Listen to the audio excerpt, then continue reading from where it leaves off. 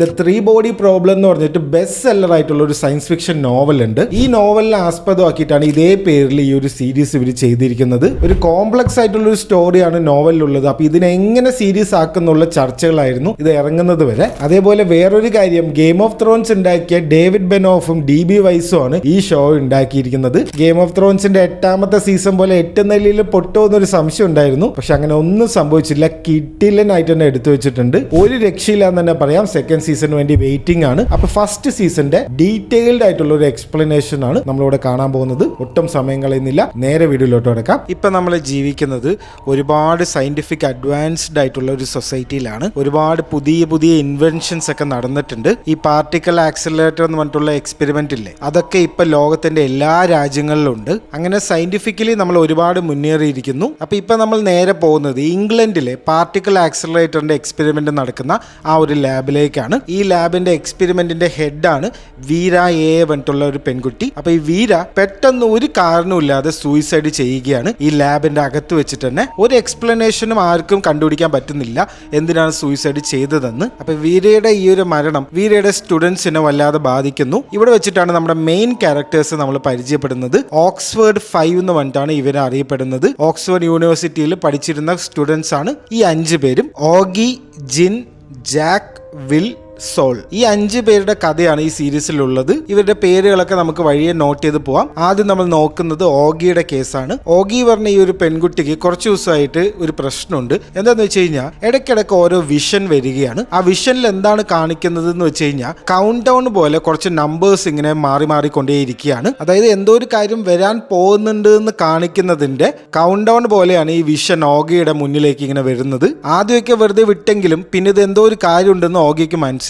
അപ്പൊ എല്ലാവരും ഇപ്പൊ സങ്കടപ്പെട്ടിട്ട് ഇരിക്കാൻ ഒരു സ്ഥലത്ത് ഈ 5 പേരും അവിടെ ഉണ്ട്. അപ്പൊ ഓഗി മാത്രം ഒരു സിഗരറ്റ് വലിക്കാൻ വേണ്ടിയിട്ട് പുറത്തേക്ക് പോകുന്നു.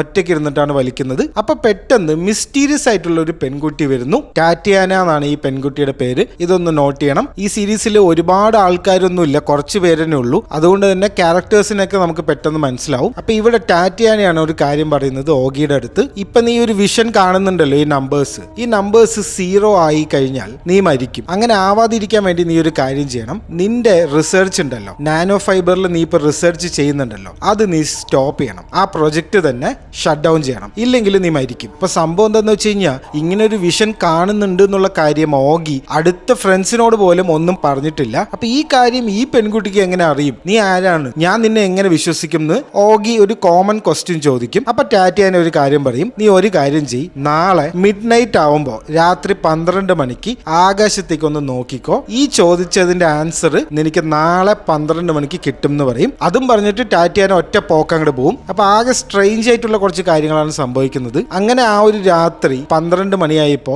ഓഗിയും സോളും നല്ല ഫ്രണ്ട്സ് ആണ്. അപ്പൊ ഇവര് രണ്ടുപേരും കൂടെ ആകാശം കാണാൻ വേണ്ടിയിട്ട് ഒരു സ്ഥലത്തേക്ക് പോവാണ്. കറക്റ്റ് 12 മണിയാവുമ്പോ എന്ത് സംഭവിക്കുന്നു വെച്ച് കഴിഞ്ഞാൽ ആകാശത്തുള്ള സ്റ്റാറുകളൊക്കെ ഫ്ലിക്കർ ചെയ്യാൻ തുടങ്ങും. അതായത് ലൈറ്റ് ഓൺ ഓഫ് ആക്കില്ലേ, അതുപോലെ ആകാശത്ത് ഒരു പ്രത്യേക ഒരു സംഭവം നടക്കും. എല്ലാവർക്കും ഇത് കാണാം. ഇവർക്ക് മാത്രമല്ല, ഈ ലോകത്തുള്ള എല്ലാവർക്കും ഇത് കാണാം. അപ്പൊ ഇതെന്താണെന്നുള്ള കാര്യം ആദ്യം ഒന്നും മനസ്സിലാവില്ല. പിന്നെയാണ് ഇവർക്കൊരു മനസ്സിലാവുന്നത് ഇതൊരു മോയ്സ് കോഡാണ്. അപ്പൊ മോയ്സ് കോഡ് ഇവർ വെച്ച് നോക്കുമ്പോൾ ഇത് എന്ത് മെസ്സേജ് ആണ് ഈ ഫ്ലിക്കറിങ്ങിലൂടെ ഇവർ നൽകുന്നത് നോക്കുമ്പോൾ ആ കൗണ്ട് ഡൗൺ നമ്പേഴ്സ് ഇല്ലേ, ഓഗി അവസാനം കണ്ടുകൊണ്ടിരുന്ന നമ്പേഴ്സ് ഇല്ലേ, ആ നമ്പേഴ്സ് ആണ് ഇത് ആക്ച്വലി. അപ്പൊ ആലോചിക്കണം, ലോകത്തുള്ള എല്ലാവരും ഈ ഫ്ലിക്കറിങ് കണ്ടുകൊണ്ടിരിക്കുകയാണ്. ആ ഫ്ലിക്കറിങ് ആവട്ടെ ഓഗി മരിക്കാനുള്ള കൗണ്ട് ഡൗണിന്റെ നമ്പേഴ്സ് ആണ്. അത് 0 ആയി കഴിഞ്ഞാൽ ഓഗി മരിക്കും. അപ്പൊ എന്താ സംഭവം എന്ന് വെച്ച് കഴിഞ്ഞാൽ ഓഗി ഒരു സ്റ്റാർട്ടപ്പ് നടത്തുന്നുണ്ട്. അവര് റിസർച്ച് അവരുടെ മെയിൻ ടോപ്പിക് എന്താന്ന് വെച്ച് കഴിഞ്ഞാൽ ഒരു നാനോ ഫൈബർ ആണ്. ഗെയിം ചേഞ്ചർ ആയിട്ടുള്ള ഒരു നാനോ ഫൈബർ ആണ്. കണ്ണിൽ കാണാൻ കൂടെ പറ്റില്ല, അത്രയും നാരോ ആയിട്ടുള്ള ഒരു ഫൈബർ ആണ്. ഒരു നൂല് പോലത്തെ ഒരു സംഭവമാണ്. അത്രയും ചെറിയൊരു ഫൈബർ ആയതുകൊണ്ട് തന്നെ ഭയങ്കര ഷാർപ്പാണിത്. ഇതിന്റെ യൂസേജ്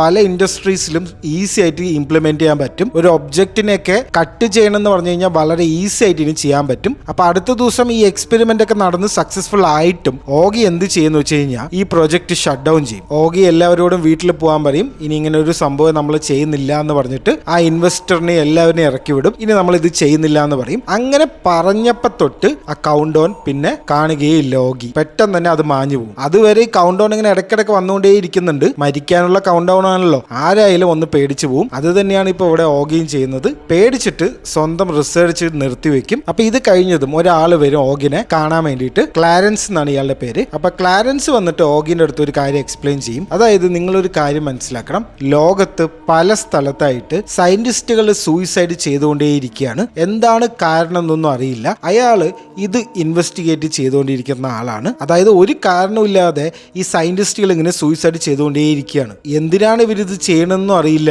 ഒരു ലെറ്ററോ ഒരു കാരണമോ അവർ എവിടെയും പറയുന്നില്ല.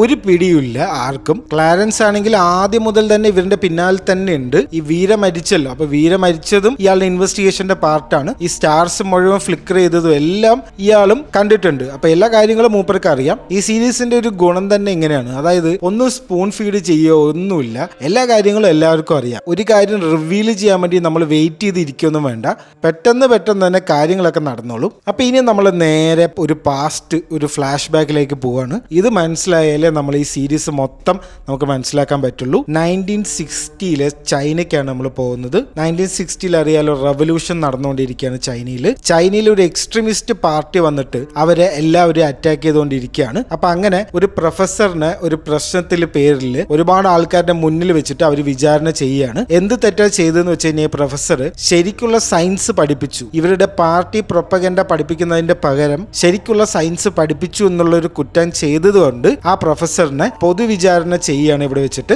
എല്ലാവരുടെയും മുന്നിൽ വെച്ചിട്ട്. അപ്പൊ ഇവര് അടിക്കുന്നുണ്ട് ഈ പ്രൊഫസറിനെ, ഇങ്ങനെയുള്ള ഒരു ചെറിയ കുറ്റം ചെയ്തു എന്ന് പറഞ്ഞിട്ട്. അങ്ങനെ അടിച്ചടിച്ച് ആ പ്രൊഫസർ മരിക്കുകയാണ്. അപ്പൊ ഈ പ്രൊഫസറിന്റെ ഡോട്ടർ മകള് ആൾക്കാരുടെ കൂട്ടത്തിലുണ്ട്. അപ്പൊ ആ മകള് ഇത് കണ്ട് ഷോക്ക്ഡ് ആവുകയാണ്. അപ്പൊ അത് കഴിഞ്ഞ് ഒരുപാട് കാലം കഴിഞ്ഞു. ഈ പെൺകുട്ടി വളർന്ന് വലുതായി ലേബർ ക്യാമ്പിലേക്ക് പോവാണ്. അവിടെ വെച്ചിട്ട് കുറെ പണിയൊക്കെ ചെയ്യുന്നുണ്ട്. പക്ഷേ ഈ പെൺകുട്ടി ഭയങ്കര ബ്രില്യന്റ് ആണ്. ഇത്രയും ബ്രില്യന്റ് ആയിട്ടുള്ള ഒരു പ്രൊഫസറിന്റെ മകളാണ്. അപ്പൊ ഒരുപാട് കാര്യങ്ങൾ ഈ പെൺകുട്ടിക്ക് ചെറുപ്പകാലം തൊട്ട് തന്നെ അറിയാം. അപ്പൊ ഈ പാർട്ടിയിലുള്ള ഈ ആൾക്കാർ ഇത് റെക്കഗ്നൈസ് ചെയ്തിട്ടുണ്ട്, ഇത്രയും ബ്രില്യന്റ് ആയിട്ടുള്ള ഒരു പെൺകുട്ടിയാണ് ഇതെന്ന്. എന്നിട്ട് എന്ത് ചെയ്യുന്നു വെച്ച് കഴിഞ്ഞാൽ ഒരു സീക്രട്ട് ലാബ് ഉണ്ട് ഇവരുടെ ലേബർ ക്യാമ്പിന്റെ തൊട്ട് മുകളിലായിട്ട്, ഒരു മലന്റെ മുകളിൽ ട്രാൻസ്മിറ്റർ പോലത്തെ വലിയൊരു സംഭവം ഉണ്ട്.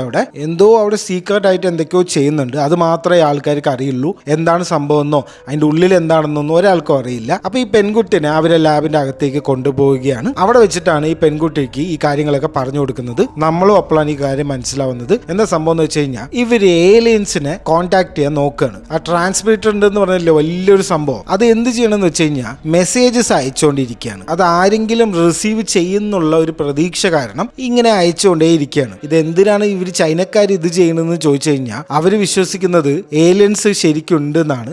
ആര് ഏലിയൻസിനെ കണ്ടുപിടിക്കുന്നോ അവരായിരിക്കും ടെക്നോളജിയിൽ മുൻപന്തിയിൽ എത്താൻ പോകുന്നത്. മറ്റുള്ള രാജ്യങ്ങളെ വെച്ച് ആദ്യം ഇത് കണ്ടുപിടിക്കണം എന്നുള്ള ഒരൊറ്റ കാരണം കൊണ്ടാണ് ഇവര് ഈ ഒരു പ്രൊജക്ട് ചെയ്യുന്നത്. അപ്പൊ നമ്മുടെ ഈ പെൺകുട്ടി ഭയങ്കര ബ്രില്യന്റ് ആണ്. അപ്പൊ അവിടുത്തെ മെയിൻ റോൾ തന്നെ ആ പെൺകുട്ടിക്ക് ഇവർ നൽകും. പക്ഷെ ബേസിക്കലി എന്താന്ന് വെച്ച് കഴിഞ്ഞാൽ വലിയ പണിയൊന്നുമില്ല അവിടെ. അതായത് ഇങ്ങനെ മെസ്സേജ് ഇങ്ങനെ അയക്കുന്നു, ഒരു റെസ്പോൺസും വരുന്നില്ല, ബോറിംഗ് ആയിട്ടുള്ളൊരു ജോലിയാണ്. അപ്പൊ അതിന്റെ ഇടയ്ക്ക് നമ്മുടെ ഈ പെൺകുട്ടി ഒരു ഐഡിയ ഒക്കെ കണ്ടുപിടിക്കും. സൂര്യനിലേക്ക് നമുക്ക് മെസ്സേജ് വിടാം. അപ്പൊ സൂര്യനിൽ നിന്ന് ബൗൺസ് ചെയ്ത് കുറച്ചുകൂടെ ഫാസ്റ്റർ ആയിട്ട് മെസ്സേജ് സ്പേസിലേക്ക് എത്തും, ഒരുപാട് ദൂരത്തേക്ക് എത്തും എന്നുള്ള കാര്യമൊക്കെ കണ്ടുപിടിക്കും ഇവിടെ വെച്ചിട്ട്. അങ്ങനെ ചില കോൺട്രിബ്യൂഷൻസ് ഒക്കെ ഈ പെൺകുട്ടി നടത്തുന്നുണ്ട്. അങ്ങനെ ഒരു ബോറിംഗ് ആയിട്ടുള്ളൊരു ദിവസം ആരുമില്ല, ഈ പെൺകുട്ടി മാത്രമേ അപ്പം ലാബിലുള്ളൂ. ഒരു മെസ്സേജ് ഇങ്ങോട്ട് വരും. ആ മെസ്സേജിൽ എന്താണ് പറയുന്നത് വെച്ച് കഴിഞ്ഞാൽ എന്റെ ആൾക്കാര് ഒരു പുതിയൊരു പ്ലാനറ്റ് തേടി നടക്കുകയാണ്, കോൺകർ ചെയ്യാൻ വേണ്ടിയിട്ട്, പിടിച്ചടക്കാൻ വേണ്ടിയിട്ട്. നീ ഇപ്പൊ എന്തെങ്കിലും ഒരു മെസ്സേജ് എനിക്കിപ്പോ റിപ്ലൈ ചെയ്ത് കഴിഞ്ഞാൽ അത്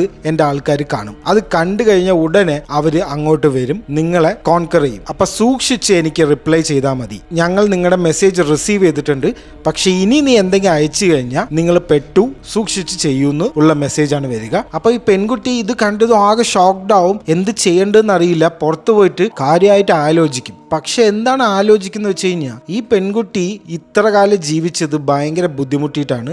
സ്വന്തം അച്ഛനെ കൺമുന്നിൽ വെച്ചിട്ട് എല്ലാവരും കൊന്നു. ആ കൊന്നതിന് ശേഷവും ലേബർ ക്യാമ്പിൽ വെച്ച് ഒരുപാട് ബുദ്ധിമുട്ടും ഒരുപാട് പണികളൊക്കെ അനുഭവിച്ചു. ഈ ലോകം മൊത്തം ഒരു മോശപ്പെട്ട ഒരു സ്ഥലമാണ്. ഇതിന്ന് എന്തെങ്കിലും ഒരു ഡെവലപ്മെന്റ് വേണം, അല്ലെങ്കിൽ എന്തെങ്കിലും ഒരു മാറ്റം വേണമെങ്കിൽ നമ്മളെ കൊണ്ട്, ഹ്യൂമൻസിനെ കൊണ്ട് അത് സാധിക്കില്ല. പുറത്തുനിന്ന് ഒരാൾ വരണം, വന്നാലേ ഇത് ശരിയാവുള്ളൂ എന്നുള്ള ഒരു കാര്യമാണ് ആ പെൺകുട്ടി അന്ന് 1960s അവിടെ വെച്ച് ആലോചിക്കുക.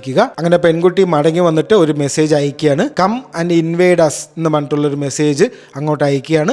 വന്നോളൂ, ഞങ്ങളെ കോൺകർ ചെയ്തോളൂ എന്ന് പറഞ്ഞിട്ടൊരു മെസ്സേജ് അയക്കും. അപ്പൊ ഇങ്ങനെ ഒരു മെസ്സേജ് അയച്ചു. അതിനുശേഷം ആ പെൺകുട്ടി വളർന്ന് ഒരുപാട് വലുതായി. അതേപോലെ ചൈനയിലെ ആ പാർട്ടി നശിച്ചു, പുതിയ ഭരണമൊക്കെ വന്നു. അപ്പൊ ആ പെൺകുട്ടി മെല്ലെ ചൈന വിട്ട് ഇംഗ്ലണ്ടിലേക്ക് വരികയാണ്. ഒരു ട്വിസ്റ്റ് എന്താന്ന് വെച്ച് കഴിഞ്ഞാൽ നമ്മൾ നേരത്തെ പറഞ്ഞില്ലേ വീര എന്ന് പറഞ്ഞിട്ടുള്ള ഒരു പെൺകുട്ടി മരിച്ചു എന്ന് പറഞ്ഞില്ലേ, ആ വീരയുടെ അമ്മയാണ് ഈ പെൺകുട്ടി. പണ്ട് പെൺകുട്ടിയായിരുന്നു, ഇപ്പൊ അത്യാവശ്യം വയസ്സൊക്കെ ആയിട്ടുണ്ട്. വെനി എന്നാണ് ഈ അമ്മൂമ്മയുടെ പേര്. എന്ന് നമുക്ക് വിളിക്കാം. അപ്പൊ നമ്മൾ സ്റ്റോറി മനസ്സിലാക്കണം, ഇത് എവിടെ നിന്ന് തുടങ്ങി ഇപ്പൊ എവിടെ എത്തി എന്നുള്ള കാര്യം.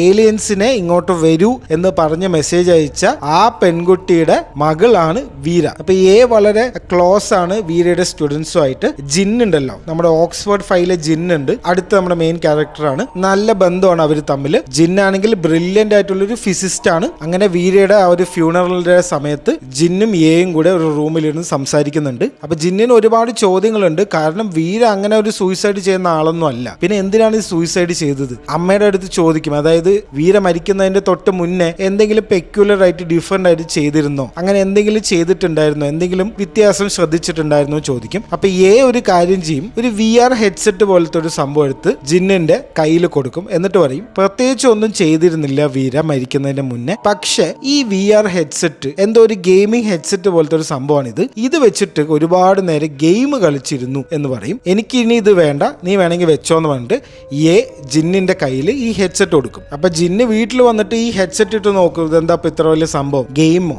എന്ത് ഗെയിമാണെന്നൊക്കെ നോക്കിയിട്ട്.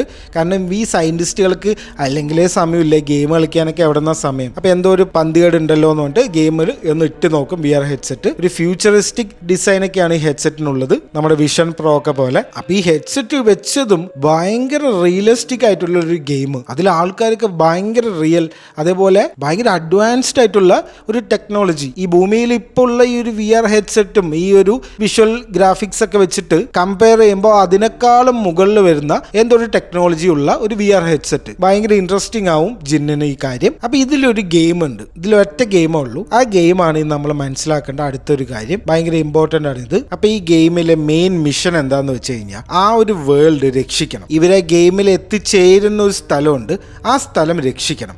അതാണെങ്കിൽ ഒരു സ്ട്രേഞ്ച് ആയിട്ടുള്ള ഒരു ലോകമാണ്. കെയോട്ടിക് എറ എന്ന് പറഞ്ഞിട്ടുള്ള ഒരു സമയത്താണ് അവർ എത്തിച്ചേരുക. അപ്പൊ എന്ത് സംഭവിക്കുന്ന വെച്ച് കഴിഞ്ഞാൽ പെട്ടെന്ന് ഒരു വാർണിംഗും ഇല്ലാണ്ട് സൂര്യൻ ഉദിച്ചു വരും. ആ സൂര്യൻ വന്നു കഴിഞ്ഞാൽ സഹിക്കാൻ പറ്റാത്തത്ര ചൂടാണ്, ഡെഡ്ലി ഹീറ്റ് ആണ് ആ സണ്ണിൽ നിന്നും വരിക. അപ്പൊ സൺറൈസ് കഴിഞ്ഞു കഴിഞ്ഞാൽ ഒരാൾക്കും പുറത്തിറങ്ങാൻ പറ്റില്ല. പുറത്തിറങ്ങിയ അപ്പൊ തന്നെ അവർ മരിക്കും. ഏതെങ്കിലും ഒരു ഷെയ്ഡിന്റെ അടിയിൽ പോയി ഇരുന്നില്ലെങ്കിൽ അവർ മരിക്കും. അപ്പൊ അവരെങ്ങനെയാണ് സർവൈവ് ചെയ്യുന്നത്? ഇത്രയും ആൾക്കാർ ഈ ചൂടിൽ നിന്ന് എങ്ങനെയാണ് സർവൈവ് ചെയ്യുന്നത് എന്ന് വെച്ച് കഴിഞ്ഞാൽ ഈ കെയോട്ടിക് എറന്റെ സമയത്ത് ആൾക്കാരെയൊക്കെ ഹൈബർനേറ്റ് ചെയ്യാണ് അവർ ചെയ്യുന്നത്. അതായത് ആൾക്കാരെ മൊത്തം ഡീഹൈഡ്രേറ്റ് ചെയ്തിട്ട് ഈ കാറ്റഴിച്ച് വിടുക എന്ന് പറയില്ലേ, അതേപോലെ കാറ്റഴിച്ച് വിടുന്നത് പോലെ ഓരോ ആൾക്കാരും ചെയ്തിട്ട് അവരെയൊക്കെ ചുരുട്ടി കൂട്ടി ഒരു പേപ്പർ പോലെ ആക്കിയിട്ട് സ്റ്റോർ ചെയ്ത് വെക്കുകയാണ് ഇവർ. ആക്ച്വലി കെയോട്ടിക് എറ കഴിയുന്നത് വരെ ഗെയിമാണല്ലോ, അപ്പോൾ പല കോൺസെപ്റ്റ് ഉണ്ടാവും. അങ്ങനെ കണ്ടാൽ മതി ഈ ഒരു കാര്യത്തിന്. അപ്പോൾ ഈ കെയോട്ടിക് എറ കഴിഞ്ഞ് അടുത്ത് വരുന്നതാണ് സ്റ്റേബിൾ എറ എന്ന് പറഞ്ഞിട്ടുള്ള ഒരു പീരീഡ്. ആ പീരീഡിൽ ഒരു കുഴപ്പമുണ്ടാവില്ല, സൂര്യൻ ഉദിക്കില്ല,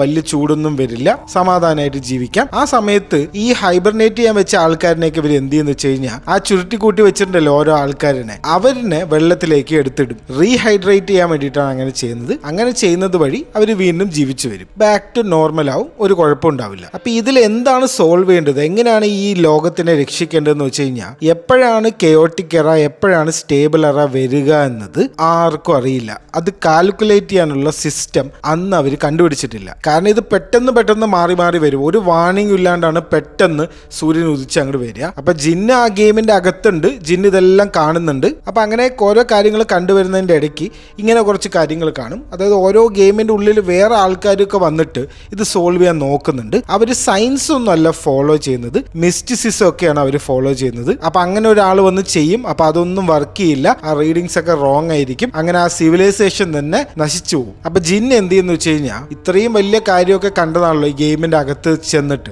വേറൊരു ഓക്സ്ഫോർഡ് ഫൈലിലെ ഇവരുടെ അവർ ഫ്രണ്ട്സ് ഉണ്ടല്ലോ, അതിൽ വേറൊരാൾക്ക് കൂടെ ഷെയർ ചെയ്യും, ഈ കാര്യങ്ങളൊക്കെ പറഞ്ഞു കൊടുക്കും. ആ ആളുടെ പേരാണ് ജാക്ക്. നമ്മുടെ ഗെയിം ഓഫ് ത്രോൺസിലുള്ള ആളാണിത്. ജാക്ക് ആണെങ്കിൽ ഒരു ഗെയിമറാണ്. അപ്പൊ ഇതിലൊക്കെ ഭയങ്കര ഇൻട്രസ്റ്റ് ആണ്. അപ്പൊ ഈ ജാക്ക് ഈ ജിന്നിന്റെ ആ VR ഹെഡ്സെറ്റ് ഇട്ട് നോക്കുമ്പോൾ ആ ഗെയിം കളിക്കാൻ പറ്റില്ല. ആ ഗെയിമിലേക്ക് കടന്നതും ആ ഗെയിമിന്റെ അകത്ത് ഒരാൾ വന്നിട്ട് ജാക്കിന്റെ ഈ ക്യാരക്ടറിനെ കൊല്ലുകയാണ്. അതായത് ഈ VR ഹെഡ്സെറ്റ് ആക്ച്വലി ജിന്നിന് വേണ്ടി ഉണ്ടാക്കിയിരിക്കുന്നതാണ്, അല്ലെങ്കിൽ ജിന്നിന് മാത്രമേ ഇത് കളിക്കാൻ പറ്റുള്ളൂ. അപ്പൊ അങ്ങനെ വിഷമിച്ചിട്ട് ഇത് കളിക്കാൻ പറ്റില്ല എന്നുള്ള കാര്യം അറിഞ്ഞിട്ട് ജാക്ക് വീട്ടിലെത്തിയതും ഒരു ബോക്സ് ജാക്കിന് വെയിറ്റ് ചെയ്യുന്നുണ്ട്. അതാണ് ജാക്കിന് വേണ്ടിയുള്ള VR ഹെഡ്സെറ്റ്. ഇത് ആരയക്കുന്നോ, ഇത് ആരാണ് സെൻഡ് ചെയ്യുന്നത് ഒന്നും ഈ ടെക്നോളജി ആയിരുന്നുള്ള ഒരു കാര്യം അറിയില്ല.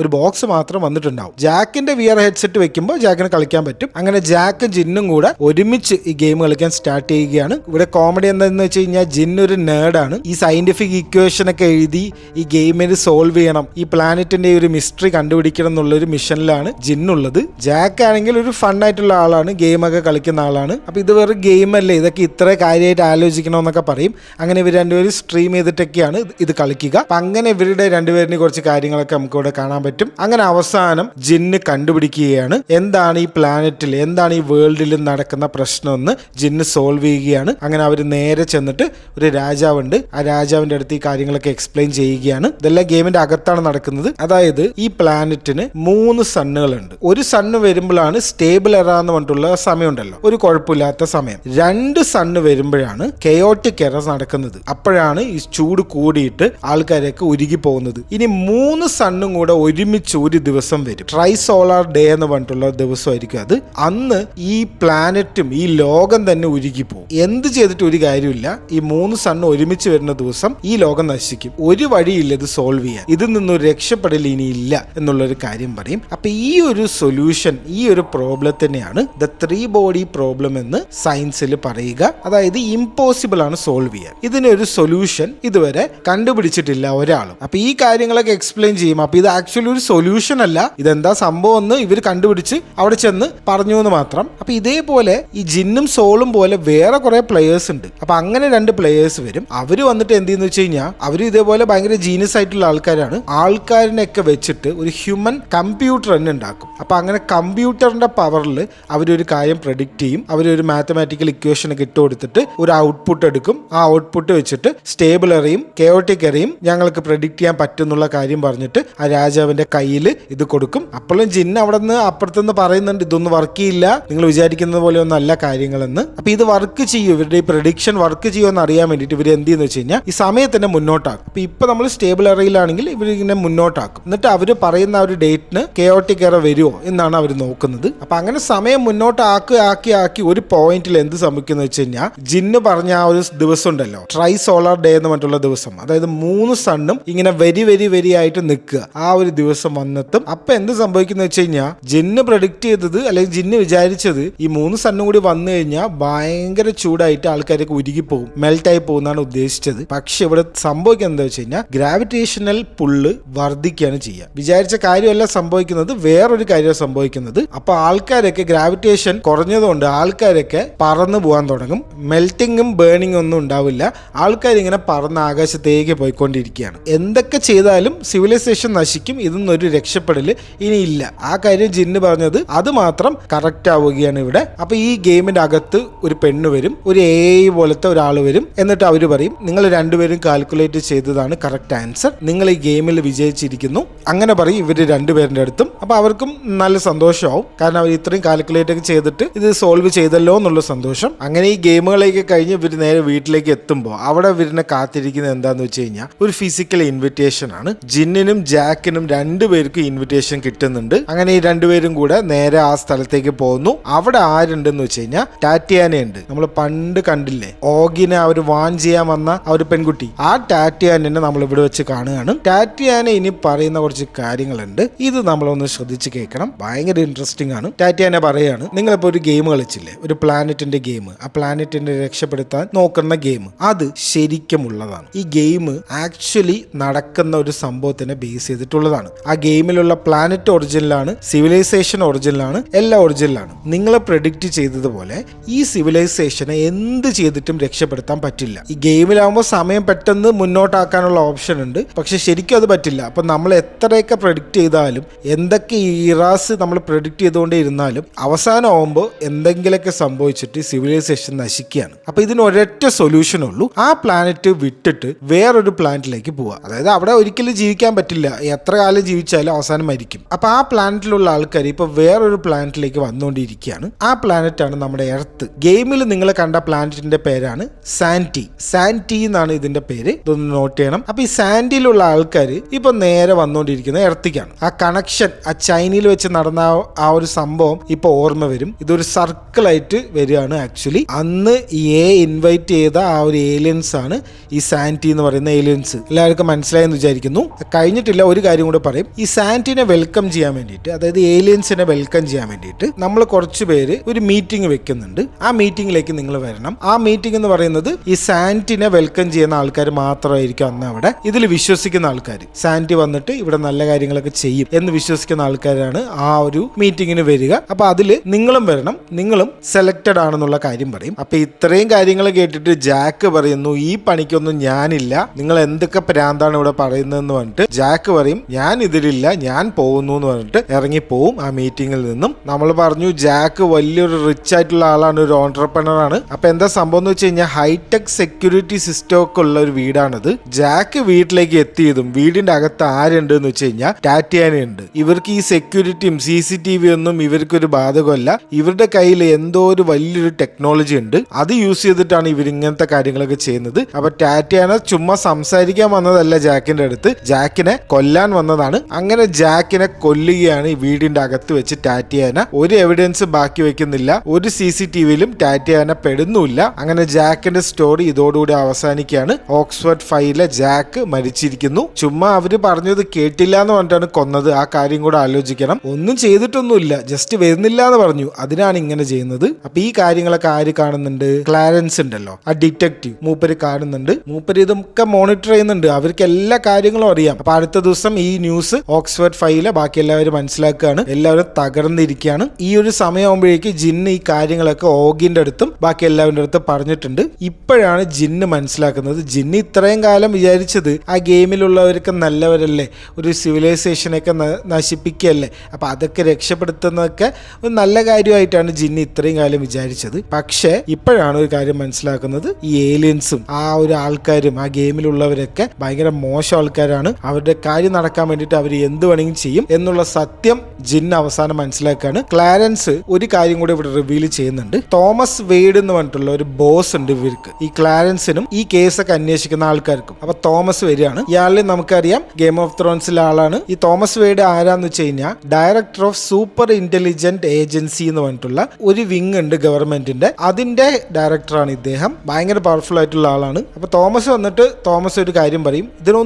ഇതൊക്കെ റിവീൽ ചെയ്യാൻ ഒന്നും സമയം കളയുന്നില്ല, ചടയെന്നാണ് കാര്യങ്ങൾ പോകുന്നത്. തോമസ് വന്നിട്ട് ജിന്നിന്റെ അടുത്ത് ഒരു കാര്യം പറയും. നിന്നെ അവർ ഇൻവൈറ്റ് ചെയ്തിട്ടുണ്ടല്ലോ ആ ഒരു മീറ്റിങ്ങിന്, ഇവിടെ ഒരു സീക്രട്ട് ആയിട്ടുള്ള മീറ്റിംഗ് നടക്കണ്ടല്ലോ, അതിന് നിനക്ക് ഇൻവിറ്റേഷൻ ഉണ്ടല്ലോ, അപ്പൊ നീ പോണം, ആ മീറ്റിങ്ങിന് പോണം, അണ്ടർ കവർ ആയിട്ട് പോണം. നീ പോകുന്ന സ്ഥലവും നീ പോകുന്ന സമയവും എല്ലാം നമ്മൾ നോട്ട് ചെയ്യും. ആ ഒരു മീറ്റിംഗ് നമ്മൾ വാച്ച് ചെയ്തുകൊണ്ടേ ഇരിക്കും, എനിക്ക് ഒരു പ്രശ്നവും വരില്ല, നീ ആ മീറ്റിങ്ങിന് പോകണം എന്ന് പറയും. അപ്പൊ ജിന്നിന് വേറെ വഴിയൊന്നുമില്ല, ജിന്ന് കാരണമാണ് കൂട്ടുകാരൻ വരെ മരിച്ചത്. അപ്പൊ ജിന്ന് എന്ത് ചെയ്യും? സമ്മതിക്കും, ശരി പോവാന്ന് പറയും. അങ്ങനെ ആ മീറ്റിങ്ങിന് പോകുമ്പോഴാണ് ഒരു ട്വിസ്റ്റ് വീണ്ടും സംഭവിക്കുന്നത്, ഒരു കാര്യം റിവീൽ ആവുന്നത്. ഈ സാന്റിനെ സപ്പോർട്ട് ചെയ്യുന്ന കുറച്ച് ആൾക്കാരുണ്ടല്ലോ, അവരുടെ ഹെഡ് ആരാണ്?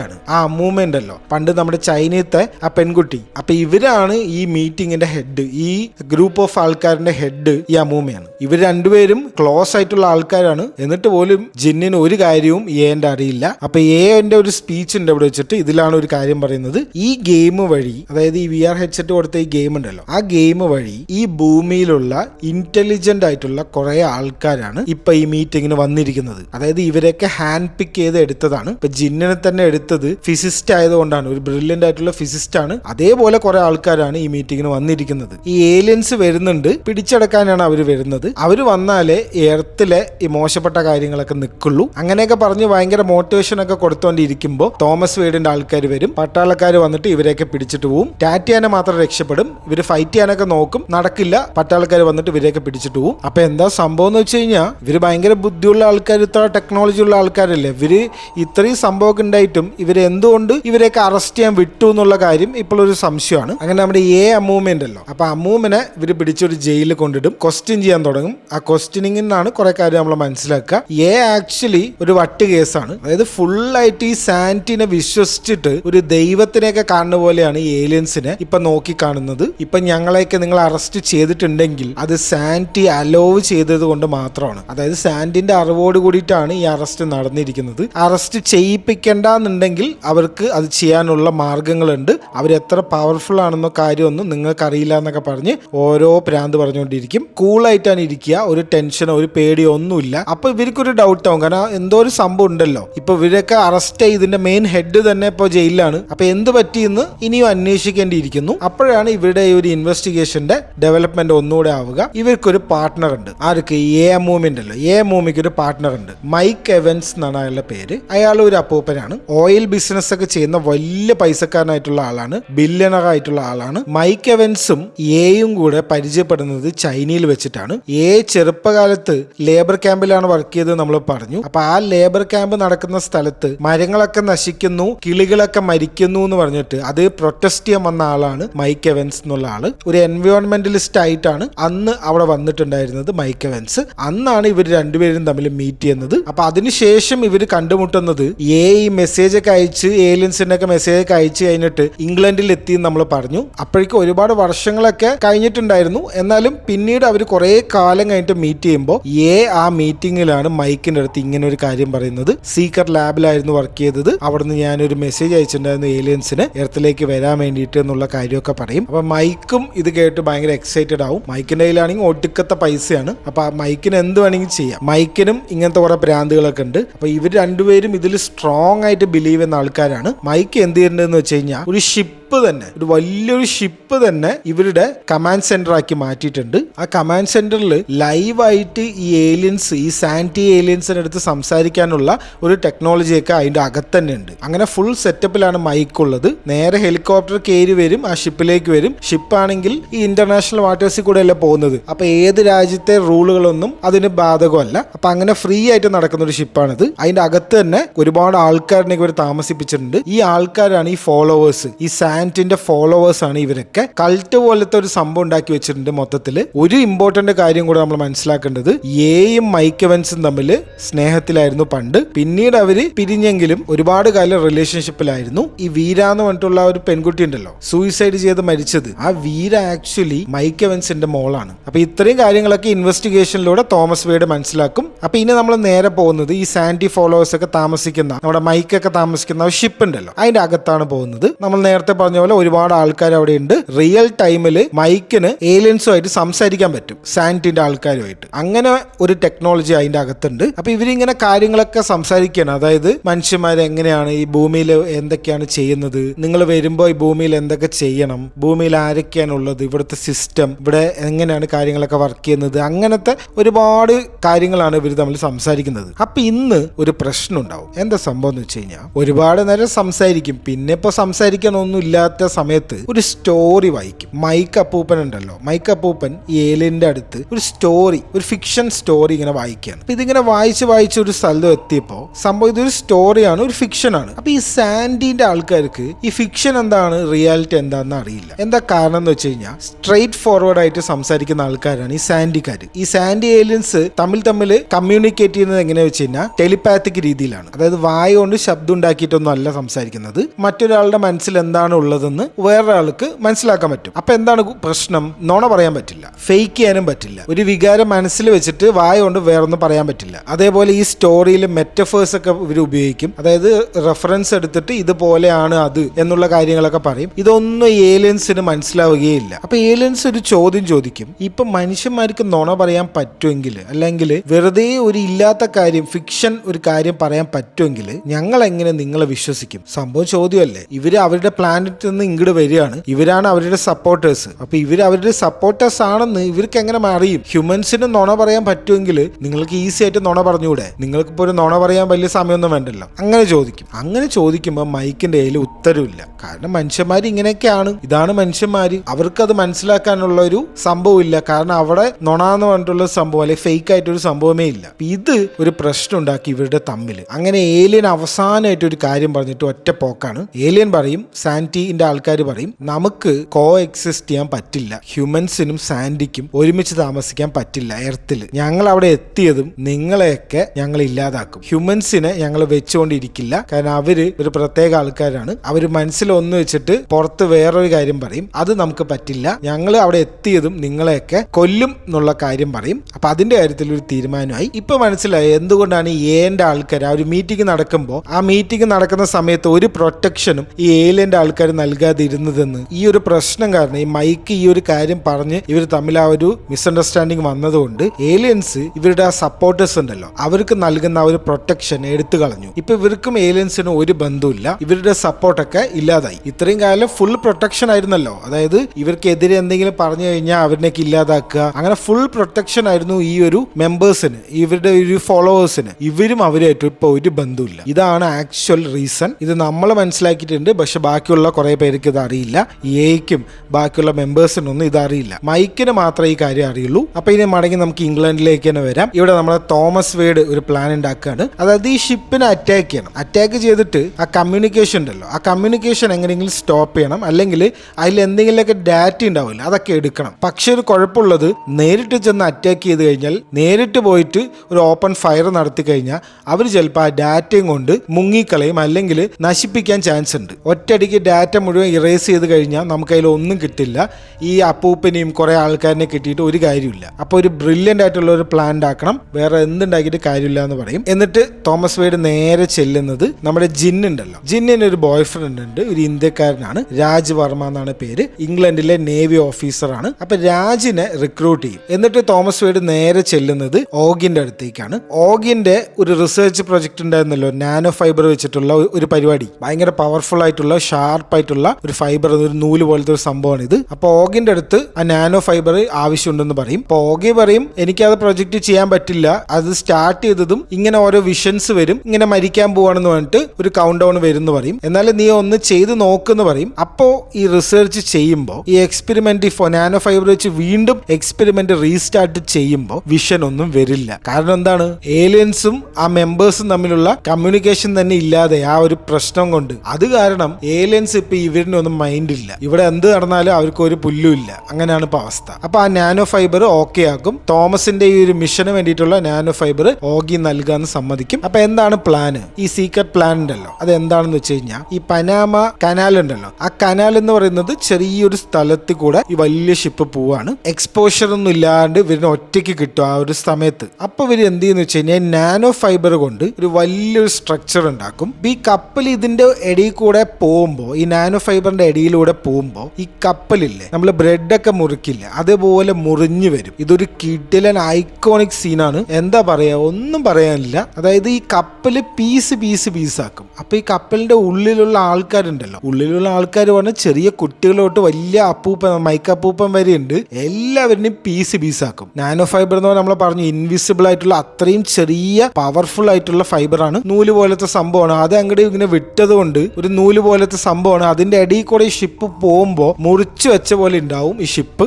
അങ്ങനെ ഈ അടിപൊളി സീനൊക്കെ കഴിഞ്ഞ് മിഷൻ സക്സസ്ഫുൾ ആവും. ഇവർ വിചാരിച്ച പോലെ കാര്യങ്ങളൊക്കെ കിട്ടും. ആ ഒരു ഹാർഡ് ഡ്രൈവ് ഉണ്ട് ഇവരുടെ, അത് കിട്ടും. ആ ഡാറ്റ മുഴുവൻ ഇവർക്ക് കിട്ടും. പക്ഷെ ഇവിടെ ഒരു പ്രശ്നം ഉണ്ടാവുന്നത്, പ്രശ്നമല്ല, ഈ ഓഗി ഉണ്ടല്ലോ, ഓഗി ആകെ ഒരു പാവം പിടിച്ചൊരു പെൺകുട്ടിയാണ്. അപ്പൊ അവർക്ക് അവരുടെ ഈ ഒരു ഇൻവെൻഷൻ കൊണ്ട്, ഈ ഒരു ടെക്നോളജി കൊണ്ട് ഈ ആൾക്കാരെയൊക്കെ കൊല്ലുക, അത് ഇത്ര അധികം ആൾക്കാരെയൊക്കെ കൊല്ലുക എന്ന് പറയുമ്പോൾ അത് എന്തോ ഒരു മനസ്സൊരു പ്രശ്നം പോലെ വരും. അപ്പൊ അവരുടെ ഒരു ഇൻവെൻഷൻ കൊണ്ട്, ഒരു ടെക്നോളജി, ഈ നാനോ ഫൈബർ കൊണ്ട് ഇത്ര അധികം ആൾക്കാരിനെ കൊല്ലുക എന്ന് പറയുമ്പോൾ അതിന് മനസാക്ഷി സമ്മതിക്കില്ല ഓഗിയുടെ. പക്ഷെ ചെയ്തും പോയി, ഇനിയിപ്പോ പണ്ട് കാര്യമൊന്നുമില്ല. അപ്പൊ എന്ത് ചെയ്യുന്ന വെച്ച് കഴിഞ്ഞാൽ ഈ ടെക്നോളജി റിസർച്ച് എല്ലാം ഉപേക്ഷിച്ചിട്ട് ഓഗി പാവപ്പെട്ട ആൾക്കാരെ രക്ഷിക്കാൻ വേണ്ടിയിട്ട് നാട് വിട്ട് പോവുകയാണ്. ഓഗിയുടെ റോള് ഏകദേശം ഇതോടുകൂടി അവസാനിച്ചു. ആ കാര്യമാണ് ഇവിടെ വെച്ച് നോട്ട് ചെയ്യേണ്ടത്. അപ്പൊ ഇനി അതൊക്കെ അവിടെ ഇരിക്കട്ടെ. ഇനി നമുക്ക് ഈ പ്ലാന് വർക്ക്ഔട്ട് ആയല്ലോ. അപ്പൊ ഈ ഹാർഡ് ഡ്രൈവിൽ എന്താണ് ഇവരിൽ നിന്ന് ഡാറ്റ കിട്ടിയതെന്ന് നോക്കാം. തോമസ് വെയ്ഡും ജിന്നും ആണ് ഇത് കണ്ടുപിടിക്കുന്നത്. എന്താന്ന് വെച്ച് കഴിഞ്ഞാൽ ഇവർ ആ വേൾഡിലേക്ക് പോവും. നമ്മൾ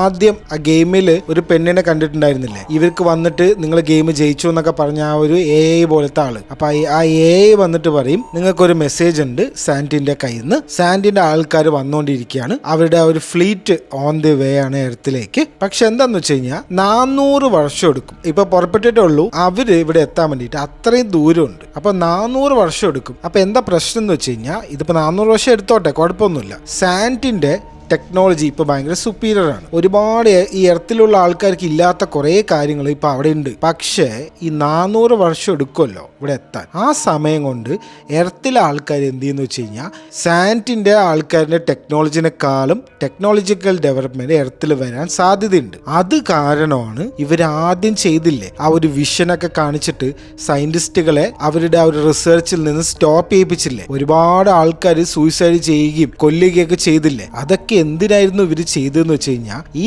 ടെക്നോളജിക്കൽ അഡ്വാൻസ്മെന്റ് ബ്ലോക്ക് ചെയ്യാനാണ്, അല്ലെങ്കിൽ സ്റ്റോപ്പ് ചെയ്യാനാണ്. എർത്ത് ഡെവലപ്പ് ചെയ്യുന്നത് സ്റ്റോപ്പ് ചെയ്യണം. അതാണ് ഇവർക്ക് വേണ്ടിയിരുന്നത്. ഇപ്പൊ മനസ്സിലായില്ല ആദ്യം അവരൊക്കെ എന്തിനാണ് ഈ സയന്റിസ്റ്റുകൾ മരിച്ചതെന്നുള്ള കാര്യം. ഇതൊക്കെ കേട്ട് തോമസും ജിന്നും ഒന്ന് ഞെട്ടുന്നുണ്ട്. അപ്പൊ തോമസ് ആണ് ഒരു ക്വസ്റ്റ്യൻ ചോദിക്കുന്നത്, ഇതൊക്കെ നിങ്ങൾ എങ്ങനെയാണ് ഇവിടെ ഇരുന്നിട്ട് ചെയ്യുന്നത്? നിങ്ങൾ അവിടുന്ന് വന്നുകൊണ്ടിരിക്കുകയല്ലേ, 400 വർഷം കഴിഞ്ഞിട്ടല്ലേ ഇവിടെ എത്തുള്ളൂ. പക്ഷെ ഇപ്പൊ തന്നെ ഈ കാര്യങ്ങളൊക്കെ നിങ്ങൾ എങ്ങനെയാണ് ചെയ്യുന്നത് എന്ന് ചോദിക്കും. ഒരു ജെനുവൻ ക്വസ്റ്റ്യൻ ആണ്. നമുക്കും ഈ ഡൗട്ട് വന്നു. അപ്പൊ എന്താ സംഭവം എന്ന് വെച്ച് കഴിഞ്ഞാൽ സാൻഡിന്റെ ടെക്നോളജി അഡ്വാൻസ്ഡ് ആണ്. നമ്മൾ നേരത്തെ പറഞ്ഞു, മൾട്ടിപ്പിൾ ഡയമെൻഷൻ അൺലോക്ക് ചെയ്തിട്ടുണ്ട്. ഒരു സിംഗിൾ പ്രോട്ടോൺ എന്ന് പ്ലാനറ്റിന്റെ സൈസിൽ എക്സ്പാൻഡ് ചെയ്യാൻ പറ്റുന്ന ഒരു ടെക്നോളജി ഇവരുടെ കയ്യിലുണ്ട്. സോഫോൺ എന്നാണ് അതിന്റെ പേര്. അപ്പൊ ഇത് ഇവരിവിടെ വെച്ച് കാണിച്ചു കൊടുക്കും. ഒരു ഡിസ്പ്ലേ പോലെ ഒരു ചെറിയൊരു ആറ്റം, ഒരു പ്രോട്ടോൺ പോലത്തെ അത്രയും കണ്ണുകൊണ്ട് കാണാത്തൊരു സൈസിലാണ് ഉണ്ടാവുക. പക്ഷെ അത് അവർക്ക് ഈ പ്ലാനറ്റിന് ചുറ്റും എക്സ്പാൻഡ് ചെയ്യിപ്പിക്കാൻ പറ്റും. എന്നിട്ട് അതൊരു സൂപ്പർ കമ്പ്യൂട്ടർ ആക്കിയിട്ട് യൂസ് ചെയ്യാനും പറ്റും. അപ്പൊ ഇവർ ഇവിടെ വെച്ച് ചെയ്യുന്ന എല്ലാ കാര്യങ്ങളും ഈ സോഫോണിന്റെ ഹെൽപ്പിലാണ് ചെയ്യുന്നത്. അപ്പൊ ഈ സോഫോൺ എങ്ങനെ ഇവിടെ എത്തിയെന്ന് ചോദിച്ചു കഴിഞ്ഞാൽ 4 സോഫോൺ അവർ ഉണ്ടാക്കിയിട്ടുണ്ടായിരുന്നു. 2 ഓൾറെഡി എർത്തിലേക്ക് അവർ എത്തിച്ചു. സ്പീഡ് ഓഫ് ലൈറ്റിനേക്കാളും ഫാസ്റ്റ് ആയിട്ട് ഈ സോഫോൺസിന് ട്രാവൽ ചെയ്യാൻ പറ്റും. കാരണം ചെറിയ സൈസിലുള്ളൂ. അപ്പൊ ആ ഒരു സൈസ് വെച്ചിട്ടാണ് അവർ ഇത്രയും ഫാസ്റ്റ് ആയിട്ട് എർത്തിലേക്ക് എത്തിയത്. ബാക്കിയുള്ള ടീംസ് ഒക്കെ വന്നുകൊണ്ടിരിക്കണുള്ളൂ, 400 വർഷം എടുക്കും. അപ്പൊ ഈ സോഫോൺസ് യൂസ് ചെയ്തിട്ടാണ് നമ്മൾ നേരത്തെ ആദ്യം ഓഗിക്ക് ഒരു സ്റ്റാർസ് ഒക്കെ ബ്ലിങ്ക് ചെയ്യണ ഒരു സംഭവം കാണിച്ചു കൊടുത്തിട്ടുണ്ടായിരുന്നില്ലേ, അത് ഈ സോഫോൺസ് ചെയ്തതാണ്. കൗണ്ട് ഡൗൺ വരുന്നതും എല്ലാം ഈ സോഫോൺസ് ചെയ്യുന്ന പണിയാണ്. അത്രയ്ക്കും പവർഫുൾ ആണ് ആ ടെക്നോളജി. ഈ കാര്യം മൊത്തം എക്സ്പ്ലെയിൻ ചെയ്ത് കൊടുക്കും. അതായത് ഏലിയൻസ് ഇത്രകാലം വിചാരിച്ചത് ആ ഫോളോവേഴ്സ് മാത്രം മതി, നമുക്കൊരു ഇൻകോഗ്നിറ്റോ മോഡിൽ ഈ കാര്യങ്ങളൊക്കെ ഇവിടെ നടത്താം, എർത്തിലുള്ള ആൾക്കാർ നമ്മളെ പിടിക്കൊന്നുമില്ല എന്നുള്ള കാര്യമാണ് ഇത്രകാലം വിചാരിച്ചത്. പക്ഷെ ഇത്രത്തോളം ആയ സ്ഥിതിക്ക് ഇവരെന്ത് ചെയ്യും, എല്ലാവരുടെ അടുത്ത് റിവീൽ ചെയ്യും. അതായത് ഇവരെന്ത് ചെയ്യുന്ന വെച്ച് കഴിഞ്ഞാൽ സോഫോൺസ് യൂസ് ചെയ്തിട്ട് എർത്തിലുള്ള എല്ലാ സ്ക്രീൻസിനെ ഹാക്ക് ചെയ്യും. എന്നിട്ട് ഒരു മെസ്സേജ് എഴുതി കാണിക്കും. അതായത് നേരത്തെ ബുക്ക് വായിച്ചപ്പോൾ ബഗ്സ് പോലെ എന്നുള്ളൊരു മെറ്റഫർ പറഞ്ഞിട്ടുണ്ടായിരുന്നു. അത് ആദ്യം അന്ന് സംസാരിച്ചപ്പോൾ ഏലിയൻസിന് മനസ്സിലായില്ല. ഇപ്പൊ അവർക്ക് കാര്യം മനസ്സിലായി. യു ആർ ബഗ്സ് എന്ന് പറഞ്ഞിട്ടുള്ള ഒരു മെസ്സേജ് കാണിക്കും. അതായത് നിങ്ങളൊന്നും വലിയ ഇമ്പോർട്ടന്റ് ആയിട്ടുള്ള ആൾക്കാരില്ല, നിങ്ങളൊക്കെ ചെറിയൊരു പാറ്റകളാണ് എന്നുള്ള ഒരു മെസ്സേജ് ആണ് എഴുതി കാണിക്കുക. ഓപ്പൺ വാർ ആണ് അവർ പ്രഖ്യാപിക്കുന്നത് ഇവിടെ വെച്ചിട്ട്. എന്നിട്ട് ആ പ്രോട്ടോൺ ഉണ്ടല്ലോ, 2 സോഫോൺസ്, ആ സോഫോൺസ് വന്നിട്ട് വലിയ സ്പ്രെഡ് ആയിട്ട് ഒരു ഐ വാച്ചിങ് ഓവർ പോലെ, അതായത് ഇവരെല്ലാം കാണുന്നുണ്ട് എന്നുള്ളൊരു മെസ്സേജ് നൽകാൻ വേണ്ടിയിട്ട് ഒരു ഡിസ്പ്ലേ ഇങ്ങോട്ട് നടത്തും. അപ്പൊ ആക്ച്വലി ഇവരെല്ലാം ട്രാക്ക് ചെയ്യുന്നുണ്ട്, ഇവർക്ക് എല്ലാം കാണാൻ പറ്റും. അപ്പൊ ഇതൊരു പാനിക് ഉണ്ടാക്കും ലോകത്തിൽ തന്നെ. കാരണം പെട്ടെന്ന് ഇവർക്ക് ഈ കുറച്ചു പേർക്ക് ഇത് അറിയാം, നേരത്തെ എങ്ങനെ ഏലിയൻസ് ഉണ്ടെന്നും എല്ലാ കാര്യങ്ങളും അറിയാം. പക്ഷെ ഒരു കോമൺ മാനിന് ഇതൊക്കെ വന്ന് പെട്ടെന്ന് പറയുമ്പോൾ ഒരു കെയോസ് തന്നെ പൊട്ടിപ്പുറപ്പെടും. ലോകത്ത് പല സ്ഥലത്ത് പ്രശ്നങ്ങളൊക്കെ ഉണ്ടാവും. അപ്പൊ ഈ പുതിയ ശത്രുവിനെ നേരിടാൻ വേണ്ടിയിട്ട് ഇവർ എന്ത് ചെയ്യുന്ന വെച്ച് കഴിഞ്ഞാൽ കമ്മിറ്റി ഒരെണ്ണം ഉണ്ടാക്കും. പ്ലാനറ്ററി ഡിഫൻസ് കമ്മിറ്റി എന്നാണ് അതിന്റെ പേര്. PDC എന്ന് നമുക്ക് വിളിക്കാം. PDCന്റെ ഹെഡ് ആരാണ്? വേറെ ആരുമില്ല, നമ്മുടെ തോമസ് തന്നെയാണ്. അപ്പൊ തോമസ് എന്ത് ചെയ്യുന്ന വെച്ച് കഴിഞ്ഞാൽ എർത്തിലെ കുറച്ച് ഇന്റലിജന്റ് ആയിട്ടുള്ള ആൾക്കാരിനെയൊക്കെ വിളിച്ചിട്ട് ഈ PDCയിലേക്ക് എത്തിച്ചിട്ടുണ്ട്. അപ്പൊ അവരുടെ അടുത്ത് കാര്യം ചോദിക്കും. സമയമുണ്ട് നമ്മുടെ കയ്യിൽ, 400 വർഷമുണ്ട് അവരുടെ ഫ്ലീറ്റ് വന്നുകൊണ്ടിരിക്കാൻ. പക്ഷെ നമുക്ക് അവരെ സ്റ്റോപ്പ് ചെയ്യണം, അവര് വന്നുകൊണ്ടിരിക്കുന്നതിൽ നിന്ന് സ്റ്റോപ്പ് ചെയ്യണം. എന്ത് ചെയ്യാൻ പറ്റും എന്നുള്ള കാര്യം ചോദിക്കും. അപ്പൊ സയന്റിസ്റ്റുകൾക്ക് ഒരു പിടിയില്ല. കാരണം എന്താ വെച്ച് കഴിഞ്ഞാൽ ഈ സോഫോൺസ് ഓൾറെഡി നമ്മളെ വാച്ച് ചെയ്തുകൊണ്ടിരിക്കുന്നുണ്ട്, അവരുടെ സൂപ്പർ കമ്പ്യൂട്ടേഴ്സ് നമ്മളെ വാച്ച് ചെയ്തുകൊണ്ടേ ഇരിക്കുന്നുണ്ട്. അപ്പൊ തോമസ് ഒരു കാര്യം പറയും, 2 സോഫോൺസേ ഉള്ളൂ. ഈ 2 സോഫോൺസ് ഈ എർത്തിലുള്ള എല്ലാ കാര്യങ്ങളും ഈ ട്രാക്ക് ചെയ്ത് വരുമ്പോഴേക്കും നമുക്ക് അവരെ ഡിസ്ട്രാക്ട് ചെയ്യാൻ വേണ്ടി പറ്റും. നമ്മൾ അതൊന്നും ഇപ്പൊ മൈൻഡ് ചെയ്യേണ്ട കാര്യമില്ല. നമ്മൾ അവരിനെയാണ് സ്പൈ ചെയ്യേണ്ടത്, അല്ലാണ്ട് അവര് നമ്മളല്ല എന്നൊക്കെ പറഞ്ഞിട്ട് മോട്ടിവേഷൻ ഒക്കെ കൊടുക്കും. നമ്മൾ എന്താ ചെയ്യേണ്ടതെന്ന് വെച്ച് കഴിഞ്ഞാൽ ഇവർ വന്നുകൊണ്ടിരിക്കുന്നുണ്ടല്ലോ, അതിലേക്ക് ഒരു പ്രോബ്, ഒരു റോക്കറ്റ് അങ്ങോട്ട് വിടണം എന്നാണ് പറയുന്നത്. അപ്പൊ ജിൻ ഇപ്പോഴും ഈ PDCയിലുണ്ട്. ജിന്ന് ഫിസിസ്റ്റ് ആണ്, നല്ല ബുദ്ധിയാണ് നമുക്കറിയാം. ജിൻ ഒരു പുതിയൊരു ഐഡിയ കൊണ്ടുവരും. സ്റ്റെയർ കേസ് പ്രൊജക്ട് എന്നാണ് ഇതിന്റെ പേര്. എന്താ സംഭവം എന്ന് വെച്ച് കഴിഞ്ഞാൽ സ്പേസ് ട്രാവൽ നമ്മുടെ ഭയങ്കര സ്ലോ ആണ്. ഇവിടുന്ന് 400 വർഷത്തിന്റെ അപ്പുറത്തേക്കൊക്കെ എത്തണമെങ്കിൽ ലൈറ്റിനെക്കാട്ടി സ്പീഡിൽ ട്രാവൽ ചെയ്യേണ്ടേക്ക് വരും. അതൊന്നും നമ്മളെ കൊണ്ട് ഇപ്പോൾ ടെക്നോളജി വെച്ചിട്ട് പറ്റില്ല. അപ്പൊ ജിൻ ഒരു കാര്യം സജസ്റ്റ് ചെയ്യുന്നത്, ഓരോ ഈക്വൽ ഇന്റർവെല്ലില് ഈ റോക്കറ്റ് പോകുന്ന ആ ഒരു ഈക്വൽ ഇന്റർവെല്ലില് സ്പേസിൽ വെച്ചിട്ട് നമുക്ക് ന്യൂക്ലിയർ ബോംബ് ബ്ലാസ്റ്റ് നടത്തി കഴിഞ്ഞാൽ അതിന്റെ എനർജി യൂസ് ചെയ്തിട്ട്, അല്ലെങ്കിൽ അതിന്റെ ബ്ലാസ്റ്റ് റേഡിയസ് യൂസ് ചെയ്തിട്ട് ഒരു ഈക്വൽ ഒരു സ്റ്റെയർവെല്ല് പോലെ, അതായത് ഒരു സ്റ്റെയർ കേസ് പോലത്തെ ഒരു ചെയിൻ ഉണ്ടാക്കിയിട്ട് അത് ഒരു ട്രജക്ടറി ആയിട്ട് എടുത്തിട്ട് ആ വഴി നമുക്കൊരു റോക്കറ്റ് വിട്ട് കഴിഞ്ഞാൽ ഈക്വൽ ഇന്റർവെല്ലിൽ ബോംബ് പൊട്ടിച്ചു കഴിഞ്ഞാൽ നമുക്ക് അവിടെ ഈ പറഞ്ഞ കാര്യമൊക്കെ നടന്നു കഴിഞ്ഞാൽ പെട്ടെന്ന് തന്നെ ഈ ഫ്ലീറ്റിന്റെ അടുത്തേക്ക് എത്താം എന്ന് പറയും. പക്ഷെ ഇതിനൊരു പ്രശ്നം എന്താ വെച്ച് കഴിഞ്ഞാൽ ഈ ബോംബ് പൊട്ടി അവിടെ എത്തും. അത് സ്ലോ ആക്കാനുള്ള ടെക്നോളജി ഒന്നും നമ്മുടെ കയ്യിലില്ല, നിർത്താനുള്ള ടെക്നോളജി ഒന്നും നമ്മുടെ കയ്യിലില്ല എന്ന് പറയും. അപ്പൊ തോമസ് പറയും, എന്തിനാ നിർത്തുന്നത്? നമ്മളൊരു പ്രോബ് അയച്ചു കഴിഞ്ഞാൽ അവർക്കാണെങ്കിൽ നമ്മളെ മനസ്സിലാക്കണം, നമ്മുടെ കാര്യങ്ങളൊക്കെ പഠിക്കണം എന്നാണല്ലോ. അപ്പൊ അവരെന്തായാലും നമ്മുടെ ഒരു റോക്കറ്റിനെ, ഒരു പ്രോബിനെ കണ്ടു കഴിഞ്ഞാൽ അവരത് പിക്ക് ചെയ്തോളും, അതിൽ പേടിക്കൊന്നും വേണ്ടെന്ന് പറയും. അത് കഴിഞ്ഞിട്ട് തോമസ് പറയുന്ന ഒരു കാര്യമുണ്ട്, നമുക്കൊരു നോർമൽ പ്രോബ് അല്ലെങ്കിൽ നോർമൽ റോക്കറ്റ് അയക്കണ്ട, നമുക്കൊരു മാൻ മിഷൻ, ഒരു മനുഷ്യനെ നമുക്ക് ഇതിൽ കയറ്റി വിടണം, എന്നാലേ കാര്യമുള്ളൂ. നമുക്കൊരു മനുഷ്യനെ വിട്ടാലേ അവരുടെ കാര്യങ്ങളൊക്കെ മനസ്സിലാക്കാൻ പറ്റുള്ളൂ എന്നുള്ള കാര്യം പറയും. ഇവര് എന്താ കോമഡി എന്ന് വെച്ച് കഴിഞ്ഞാൽ ഇവരിത് പോവാൻ പറ്റുന്നോ, ഈ റോക്കറ്റ് ഒന്ന് അവിടെ എത്തുന്നോ ഒന്നും ഇവർക്ക് ഒരു കൺഫർമേഷനും ഇല്ല. അതൊക്കെ 10% ചാൻസേ ഉള്ളൂ ഇത് കറക്റ്റായിട്ട് എത്തുന്നുള്ളത്. അപ്പോഴേക്കും തോമസ് എന്ത് പറയും, ശരി ഒരു മനുഷ്യനെ തന്നെ കയറ്റിവിടുക, ഒന്ന് നോക്കണ്ടെന്ന് പറയും. അപ്പൊ ഒരു മനുഷ്യനെ വിടണമെങ്കിൽ ക്രയോജനിക് സ്ലീപ്പിൽ ഇരുത്തണമല്ലോ, അതായത് പെട്ടെന്നൊന്നും എത്തില്ല, എന്തായാലും കുറെ വർഷങ്ങൾ എടുക്കും അവിടെ എത്താൻ വേണ്ടിയിട്ട്. അപ്പൊ ഈ ഭക്ഷണവും വെള്ളമൊന്നും ഇല്ലാതെ ക്രയോജനിക് സ്ലീപ്പിൽ ഇടണം. അപ്പൊ ഇപ്പോഴത്തെ ഏറ്റവും ലേറ്റസ്റ്റ് ആയിട്ടുള്ള ക്രയോജനിക് ടെക്നോളജി ഉള്ള ഒരാളിനെ വിളിക്കും. കൊരങ്ങനെയൊക്കെ അതിൽ സ്ലീപ്പിൽ ഇട്ട് വെച്ചിട്ടായിരിക്കും ആ ഒരു എക്സ്പെരിമെന്റ് നടത്തി കാണിച്ചു കൊടുക്കുക.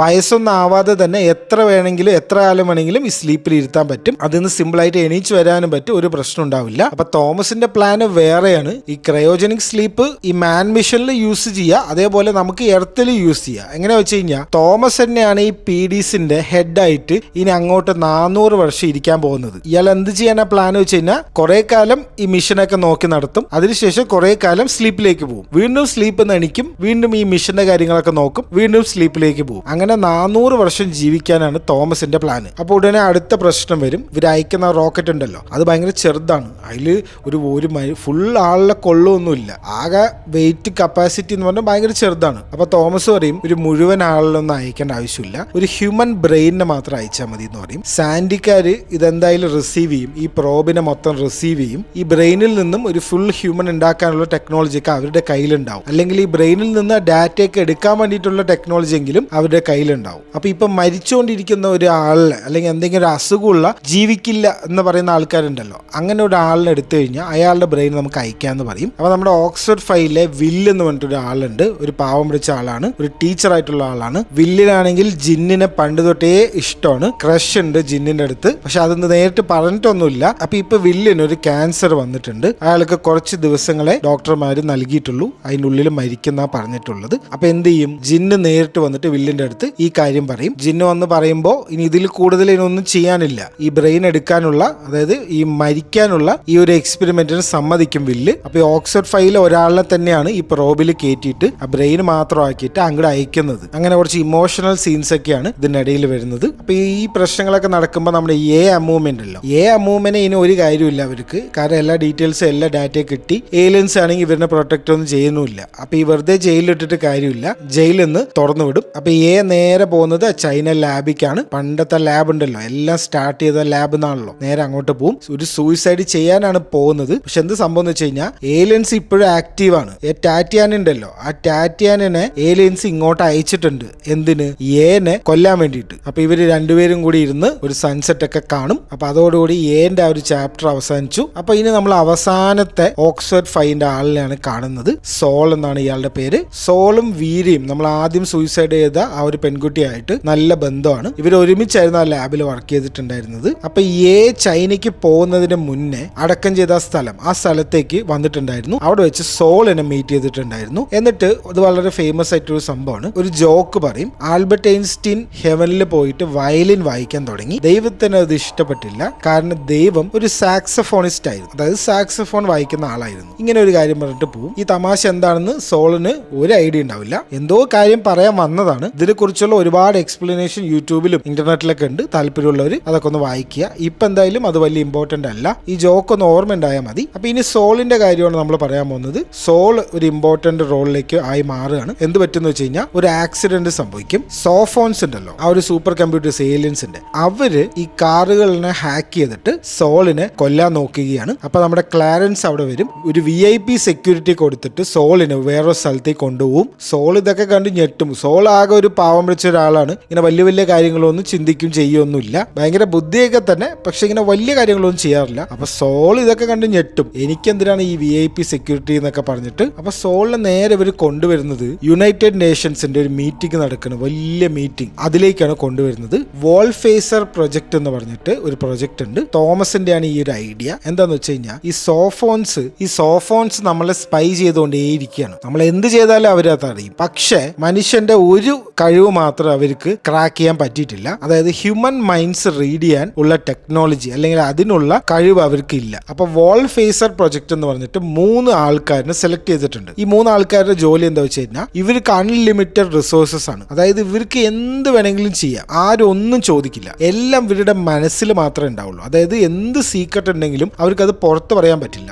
മനസ്സിൽ മാത്രം ചിന്തിക്കാം. അപ്പൊ ഇവർ എന്ത് പറഞ്ഞാലും അത് നടത്തി കൊടുക്കാനുള്ള ആൾക്കാർ റെഡിയാണ്. അപ്പൊ ഈ വോൾഫേസർ പ്രൊജക്ട്സിലെ 3 ആൾക്കാരിനെ സെലക്ട് ചെയ്യുന്ന അല്ലെങ്കിൽ അനൗൺസ് ചെയ്യുന്ന പരിപാടിയാണ് ഇവിടെ UN നടക്കുന്നത്. 2 പേരിനെ അനൗൺസ് ചെയ്യും, 3ാമത്തെ ആളിനെ അനൗൺസ് ചെയ്യുന്നത് സോളാണ്. സോൾ ഡ്യൂറന്റ് എന്ന് പറഞ്ഞിട്ടുള്ള ആളാണ് 3ാമത്തെ വോൾഫേസർ. ആകെ 3 പേരുള്ളൂ ലോകത്തിൽ. ആലോചിക്കണം, ഇവരാണ് ഈ ഏലിയൻസിനെതിരെ ഓരോ പ്ലാനുകളൊക്കെ ഉണ്ടാക്കി മാസ്റ്റർ മൈൻഡ്സ് ആവാൻ പോകുന്ന ആൾക്കാർ. അപ്പൊ സോളിന് ഇത് ഭയങ്കര ഒരു ഷോക്കാവും. പെട്ടെന്ന് ഇങ്ങനെ വലിയൊരു സ്ഥാനമൊക്കെ തരുമ്പോൾ എന്ത് ചെയ്യണം എന്നറിയില്ല. പിന്നെ ഒരു എക്സ്പ്ലനേഷൻ ആരും നൽകുന്നുമില്ല. സോള് പറയും എനിക്ക് വോൾഫേസർ ഒന്നും ആവണ്ടെന്ന് പറയും. അപ്പൊ കൂടെ ഉള്ളവർ പറയും ഇങ്ങനെ തന്നെയാണ് ഒരു വോൾഫേസർ ആവേണ്ടത്, ഞാൻ വോൾഫേസർ അല്ല എന്ന് പറഞ്ഞുകൊണ്ടേ ഇരിക്കണം എന്നുള്ള കാര്യമൊക്കെ പറഞ്ഞ് ഒരു കോമഡി സംഭവമാണ് ഇത്. എന്ത് പറഞ്ഞാലും സമ്മതിക്കില്ല. സോൾ എന്ത് പറയുന്നു അത് ചെയ്യാൻ വേണ്ടി മാത്രം കുറെ ആൾക്കാരുണ്ട്. ഡിറ്റക്റ്റീവിനാണ് സോളിന്റെ പ്രൊട്ടക്ഷന്റെ ഹെഡ്. സോള് പെട്ടെന്ന് ഇവരുടെ ഇതൊക്കെ മാറ്റി പുറത്തേക്ക് പോകും. പുറത്തേക്ക് പോയതും ആരോ വന്നിട്ട് ഷൂട്ട് ചെയ്യും, സോളിനെ കൊല്ലാൻ നോക്കും. അപ്പൊ എന്താ സംഭവം, വോൾഫേസറിന് പുറത്ത് പോകണമെന്നുണ്ട്, പക്ഷെ പുറത്തു പോകാൻ പറ്റില്ല, ഒരു വഴിയില്ല. വോൾഫേസർ സോൾ ആണെന്നുള്ള കാര്യം ഏലിയൻസ് മനസ്സിലാക്കി. അപ്പൊ പുറത്ത് പോയാൽ അല്ലെങ്കിൽ പ്രൊട്ടക്ഷൻ ഒന്നും ഇല്ലാണ്ട് പോയി കഴിഞ്ഞാൽ കൊല്ലാൻ നോക്കുന്നുള്ള കാര്യം ഉറപ്പാണ്. അപ്പൊ ഇതിൽ നിന്നും ഒരു മോചനം ഇല്ല എന്നുള്ള കാര്യം മനസ്സിലാക്കുകയാണ്. ഈ വോൾഫേസറിന്റെ കാര്യമൊക്കെ ഇനി അടുത്ത സീസണിലായിരിക്കും മെയിൻ ആയിട്ട് വരിക. ഇപ്പൊ ഇവിടെ സെലക്ട് ചെയ്തു, എത്രത്തോളം ഇമ്പോർട്ടൻസ് ആണ് ഈ വോൾഫേസർക്ക് ഉള്ളത് എന്നുള്ള കാര്യമൊക്കെ നമുക്ക് കാണിച്ചു തന്നു. ജീവൻ മരണം പോരാട്ടമാണ് വോൾഫേസറും ഏലിയൻസും തമ്മിൽ. ഈ കാര്യമൊക്കെ നമുക്ക് മനസ്സിലാക്കാം. ഇനി നമ്മൾ നേരെ ലിഫ്റ്റ് ഓഫിന്റെ ദിവസമാണ്, ആ റോക്കറ്റ് വിടുന്ന ദിവസമാണ്. വില്ലിന്റെ ബ്രെയിൻ ഒക്കെ ഇവർ എടുത്തിട്ടുണ്ട്. അങ്ങനെ സക്സസ്ഫുള്ളി റോക്കറ്റിന്റെ ലിഫ്റ്റ് ഓഫ് നടക്കും. അപ്പൊ ഈ റോക്കറ്റ് എങ്ങനെയാ പോകുന്നതെന്ന് വെച്ച് കഴിഞ്ഞാൽ റോക്കറ്റിന് ഒരു പാരഷ്യൂട്ട് ഉണ്ട്, സ്പേസിൽ പോയിട്ടാണ് അത് ഓപ്പൺ ആവുക. അപ്പൊ ആദ്യത്തെ 2-3 ന്യൂക്ലിയർ ബ്ലാസ്റ്റ് ഒക്കെ സക്സസ്ഫുള്ളി ആ ട്രജക്ടറി കൂടെ തന്നെ വരും. അത് കഴിഞ്ഞിട്ടുള്ള ബ്ലാസ്റ്റിൽ എന്ത് സംഭവിക്കുന്ന വെച്ച് കഴിഞ്ഞാൽ ഈ പാരഷ്യൂട്ടിന്റെ ഒരു ബോൾട്ട് അത് ജോയിൻ ചെയ്യിപ്പിച്ചിട്ടുണ്ടായിരുന്ന ഒരു ബോൾട്ട് ഇളകി വരും. അപ്പൊ ഇവരുടെ ആ ഒരു ട്രജക്ടറിയിൽ നിന്നും വിട്ടുവരും. ആ ഒരു ട്രജക്ടറി കൂടെ ആ ഒരു പാത്തിൽ കൂടെ പോയാൽ മാത്രമേ ബ്ലാസ്റ്റ് നടന്നിട്ട് ഇവർക്ക് പെട്ടെന്ന് എത്താൻ പറ്റുള്ളൂ. ഇതിപ്പോ അതിന്ന് വിട്ടുവരും, ഓഫ് കോഴ്സ് ആയി പോകും. ഒരു രീതിയിലും ഇത് ശരിയാക്കാനും പറ്റില്ല, കാരണം ഇതൊക്കെ നടക്കുന്നത് സ്പേസിലാണ്. അത്രയും ടെക്നോളജി ഒന്നും നമ്മുടെ കയ്യിൽ ഇല്ലതാനും. അപ്പൊ വില്ല് മരിച്ചതും വേസ്റ്റായി, വില്ലിന്റെ ബ്രെയിൻ എടുത്തതും വേസ്റ്റായി, ഇവര് ഇത് അയച്ചതും വേസ്റ്റായി. അങ്ങനെ എല്ലാവരും സങ്കടപ്പെട്ടിരിക്കുകയാണ്. അപ്പൊ അതിന്റെ ഇടയിൽ ഈ സാന്റിന്റെ ആൾക്കാർ ആ ഒരു AI ഒരു പെണ്ണുണ്ടല്ലോ, അവർക്ക് എത്ര പവർഫുൾ ആണെന്നുള്ള ഒരു സീന് കാണിക്കുകയാണ് അടുത്തത്. തോമസ് വെയ്ഡ് ഒരു പ്രൈവറ്റ് ജെറ്റിൽ പോയിക്കൊണ്ടിരിക്കുകയായിരിക്കും. അപ്പൊ ആ ഗെയിമിലുള്ള ആ ഒരു പെണ്ണ് വരും, എന്നിട്ടുള്ള കാര്യം പറയും, എനിക്കിപ്പോ വേണമെങ്കിൽ നിന്നെ ഇപ്പൊ കൊല്ലാം, പക്ഷെ ഞാനത് ചെയ്യില്ല, കാരണം നിന്നെ ഞങ്ങൾക്ക് ആവശ്യമുണ്ട്, ഞങ്ങളുടെ പ്ലാനിൽ നീയും ഒരു ഭാഗമാണ്, അതുകൊണ്ടാണ് നിന്നെ കൊല്ലാതെ വിടുന്നത്. അതായത് ഇവർക്കെതിരെ ആന്റി ഏലിയൻസിന്റെ കമ്മിറ്റിന്റെ ഹെഡാണ് തോമസ് വെയ്ഡ്. അപ്പൊ അവര് പറയുന്നത് അവർക്ക് ഒരു മിനിറ്റ് മതി നിന്നെ കൊല്ലാൻ വേണ്ടിയിട്ട്, അല്ലാതെ ഞങ്ങൾ പേടിച്ച് മാറിയിരിക്കുന്നതൊന്നും അല്ല, ഞങ്ങൾക്കൊരു ഗ്രാൻഡ് പ്ലാൻ ഉണ്ട്, അതിന്റെ ഭാഗമാണ് നീ, അത് കാരണം മാത്രമാണ് നീ ഇപ്പൊ ജീവിച്ചിരിക്കുന്നതെന്നൊക്കെ പറഞ്ഞ് പേടിപ്പിച്ചു വിടും. അപ്പൊ അത് കഴിഞ്ഞ് നമ്മുടെ ജിന്നിന്റെ അടുത്തേക്ക് വന്നു കഴിഞ്ഞാൽ ഇപ്പൊ ജിന്നും സോളും ക്ലാരൻസും 3 പേരും ഇരുന്ന് കള്ളു കുടിക്കുകയാണ്. വേറെ വഴിയൊന്നുമില്ല, സങ്കടത്തിലാണ് 3 പേരും. ഇവരുടെ പ്രൊജക്ട് വർക്ക് ആയില്ലല്ലോ. അപ്പൊ ക്ലാരൻസ് ആണ് ഇവർക്ക് മോട്ടിവേഷൻ നൽകുക. ക്ലാരൻസ് എന്തെന്ന് വെച്ച് കഴിഞ്ഞാൽ ഇവര് നേരെ ഒരു ഡ്രൈവിന് കൊണ്ടുപോകാന്ന് പറഞ്ഞിട്ട് നേരെ ഒരു സ്ഥലത്ത് പോവും. അവിടെ ആണെങ്കിൽ സിക്കാഡാസ് എന്ന് പറഞ്ഞിട്ടുള്ള ഒരു ബഗ് ഉണ്ട്, ഒരു ഇൻസെക്ട് ഉണ്ട്, അത് ഹാച്ച് ചെയ്യുന്ന ഒരു സ്ഥലമാണത്. അവിടെ വെച്ച് ക്ലാരൻസ് പറയും, ഹ്യൂമൻസ് ബഗ് ആണെങ്കിൽ നമ്മുടെ കയ്യിൽ ഇത്രയും ബഗ്സ് ഉണ്ട്, ഒന്ന് പോയാൽ പോട്ടെ, നമ്മുടെ കയ്യിൽ ഇത്രയും ചാൻസസ് ഉണ്ട്, നമ്മൾ ഇത്രയും ആൾക്കാരുണ്ട്, ഒന്നും പേടിക്കണ്ടെന്നൊക്കെ പറഞ്ഞ് ചെറിയൊരു മോട്ടിവേഷൻ കൊടുക്കും. അങ്ങനെ ഒരു ഹോപ്പ്ഫുൾ ആയിട്ടുള്ള ഒരു എൻഡിങ്ങിലാണ് ഇത് നിർത്തുക. ഫസ്റ്റ് സീസൺ അവസാനിക്കുന്നത്. ഇത് വലിയൊരു വീഡിയോ ആയതുകൊണ്ട് തന്നെ എന്തെങ്കിലും ചെറിയ മിസ്റ്റേക്കുകളൊക്കെ ഞങ്ങൾക്ക് വന്നിട്ടുണ്ടാവും. അങ്ങനെ എന്തെങ്കിലും ഉണ്ടെങ്കിൽ അത് കമന്റ് ചെയ്യൂ. എല്ലാവർക്കും വീഡിയോ ഇഷ്ടമായെന്ന് വിചാരിക്കുന്നു. ഇതുപോലെ നല്ലൊരു വീഡിയോയിൽ നമുക്ക് കാണാം. അപ്പോൾ ബൈ.